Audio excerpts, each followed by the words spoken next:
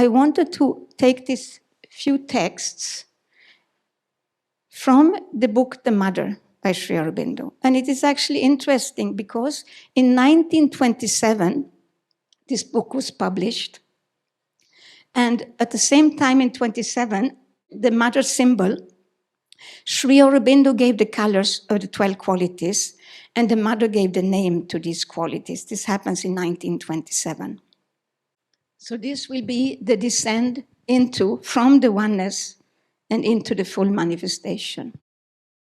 The one original transcendent Shakti, the mother stands above all the worlds and bears in her eternal consciousness the supreme divine. Alone, she harbors the absolute power and the ineffable presence. Containing or calling the truths that have to be manifested, she brings them down from the mystery in which they were hidden into the light of her infinite consciousness and gives them a form of force in her omnipotent power and her boundless life and a body in the universe.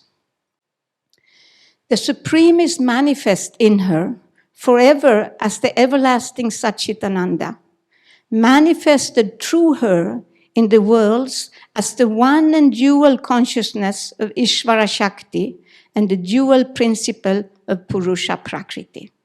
Embodied by her in the worlds and the planes and the gods and their energies, and figured because of her as all that is in the known worlds and in unknown others. All is her play with the Supreme.